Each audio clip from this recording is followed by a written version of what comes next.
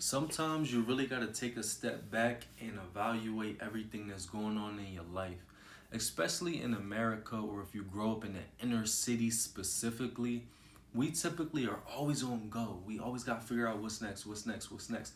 But as you know, a lot of us come from trauma, or we run into some crazy situations, whether it's in school, whether it's in our friendships, whether it's in work, whatever the case may be, and we typically never sit back and process nothing. You feel what I'm saying? Like, we never process anything. We just know what's next, what's next. We don't go, we don't go, we don't go. Now, there are times where you might take a step back, and you might take a step back for too long. You fall into a depression, and then it's hard to get up. But for the most part, in America, we don't really take step backs to really like self-reflect. We don't really process stuff. Most people don't get therapy. Most people don't work on themselves. You feel what I'm saying? Most people don't talk about their problems. They don't become vulnerable. So if you're one of those people that is going through a lot right now, but in the midst of trying to get your life together because you feel like time is running out, you feel like a lot of things has fell apart, so now you're trying to put stuff together, meanwhile you're trying to work on yourself, take a step back, give yourself some grace. Don't fall so far back that you become depressed and you start eating donuts and you start just doing stuff out of line to where you don't want to go. You don't want to go too far down that rabbit hole. But it's okay sometimes to take that step back, take a deep breath. You maybe talk to some people that's in your life, if you have any, about certain situations. Be vulnerable.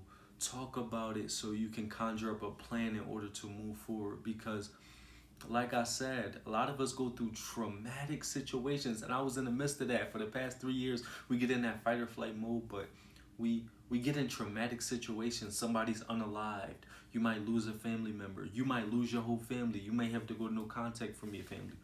You may learn that somebody in your family is super toxic and you didn't even realize it. Like the narcissism stuff that I talk about on my channel, that I talked about in my book. I just seen the lady pop up on my timeline when she's like, I'm 40 years old and I just realized that my mom's a narcissist. A lot of people are coming to, they starting to realize that. What I need people to understand in general in this video is the fact that when you go through a traumatic situation, or you wake up to something that's going on in your life specifically, even if you still gotta go to work every day, even if you got a lot of stuff to do, try not to put so much stuff on your plate. Kind of take a step back, evaluate the whole situation, evaluate yourself, and figure out what are the next steps that I want to take in order to get to where I need to go. Align yourself with God. Figure out who you are as a person now. Cry if you need to. Like that Drake song. Cry if you need to, but I can't stay to hold you. That's the wrong thing to do in this world. I'm trying to tell you, they're gonna keep making you suppress all your emotions, tell you stop being vulnerable, especially as a man. A lot of men don't want to go to therapy because of how society is set up. They think it's weak, they think it's soft, whatever the case may be, man. Bump all that, you feel what I'm saying? Do what's best for you. Do what you feel like is healthy, and let's get it. You know what I'm saying? You gotta take a step back in order for you to recalibrate and get to where you need to go in life.